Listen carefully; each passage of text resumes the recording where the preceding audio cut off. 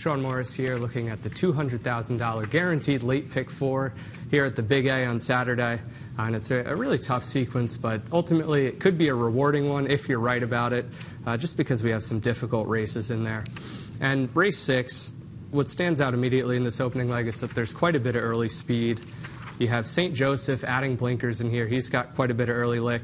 Little Popsy, drawn 2 spots to his outside, has quite a bit of early speed. There just seems to be quite an abundance of speed in here. I think you're going to want someone from off the pace.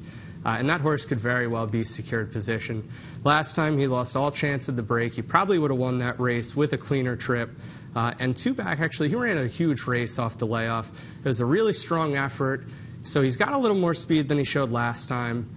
He can be in touch early, sitting a good trip behind that speed, and he just seems to make a lot of sense in here.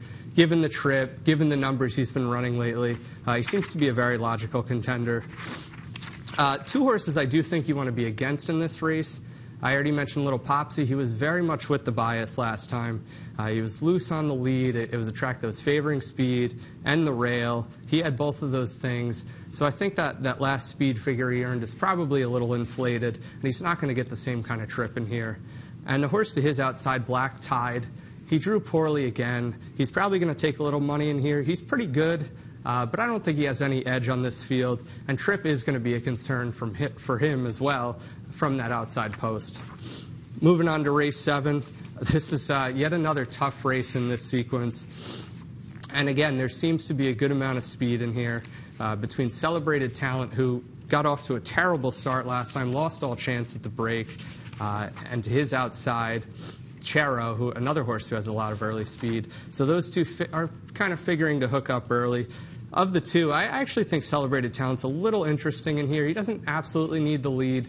And again, last time he was eliminated at the start. He's a little better than that race would lead you to believe, and has some back races on the inner track last year that might be good enough to beat this field, and he's going to be a really big price.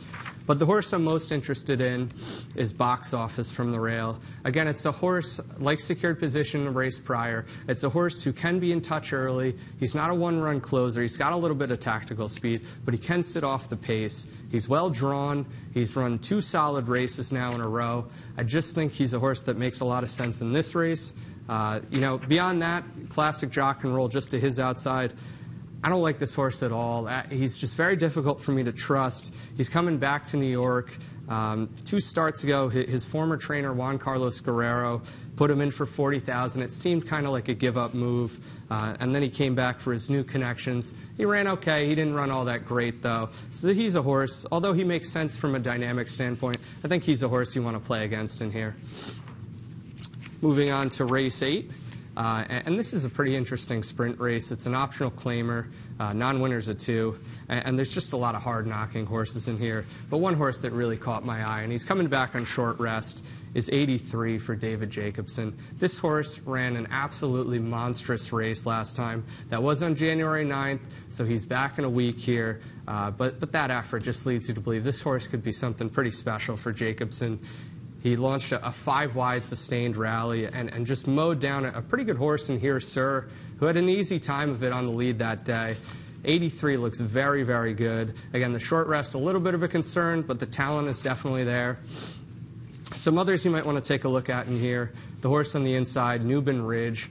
He's not the flashiest horse. He pretty much runs about the same race every time, and he's been getting buyers in the high 80s. But make no mistake about it, he's a legitimate horse. He's got a chance in here. And again, even if he runs back to the numbers he has been, that makes him plenty competitive in here.